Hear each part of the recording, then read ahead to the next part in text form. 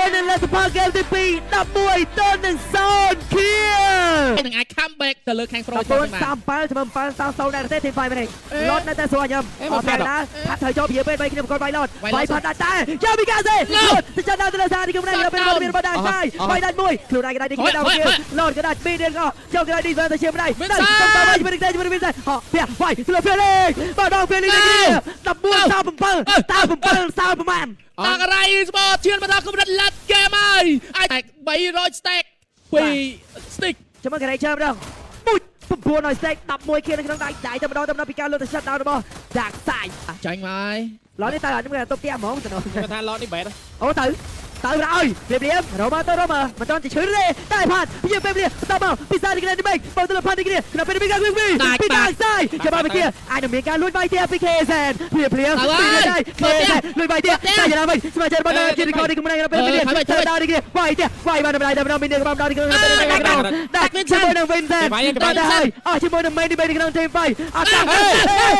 ជាមួយនឹង Super លេងគេចេះ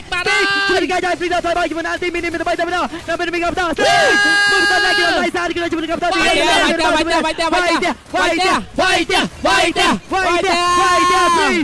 มនៅទៅបានទៅលើ Pro Esport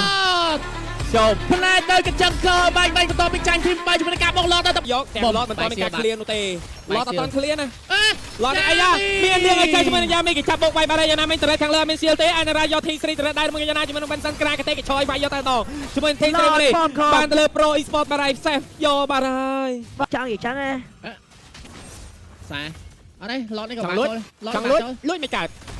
ចង់លួចជាមួយយ៉ាងណាជាមួយនឹងការចាប់ map ពី Sorry Affiliate ឃើញយ៉ាមីឃើញអីគ្រប់យ៉ាងទាំងអស់ជាមួយនឹងឡតទី2 free ទៅលើ Pro Esport ដេញបាយលោតចាប់ជាប់ជាមួយនឹងយ៉ាមីមួយបោកបាយយ៉ាមីយកតាមនោះជាមួយនឹងយ៉ាមីតាមរួចតែភ្លាមជាមួយនឹងការចាប់ផាតមួយទៀតដូចគ្នាប៉ុណ្ណេះ front line ទាំងពីរឡប់ខៀវចូលលួចទៅលើបៃសាយក្រហមបាត់ហើយជាមួយនឹងបៃសាយក្រហមមាន mid lane កំដរ T Street នៅផ្លូវ mid lane មានការយកឲ្យ3ទល់នឹង2ទេភ្លាមជាមួយមើលអាចទុកចូលដែរជាមួយយ៉ាងណាជាមួយនឹង Vincent ឈឺយកទៅមែនតែនឡតមកហើយមាននាងក៏ការដែរតែណាមែនជាមួយនឹងការបោកបាយឌីស្មាន Felix Mac Play ចាប់ជាប់ពីរត់ដល់គេចូលខ្លួនដេញបាយយកតាមនោះជាមួយឡើងនេះតែអត់ឆ្លោះលេងជាមួយ Pro Esport វាយតែយកតែនងចេញតែ2ទល់ស្មើលើ Pro Esport ជាមួយនឹងលទ្ធផលហ្គេមទី2 11 ទៅនឹង0 kill មិនស្ដាប់មិនច្រឡំនោះទេ10 0តែម្ដង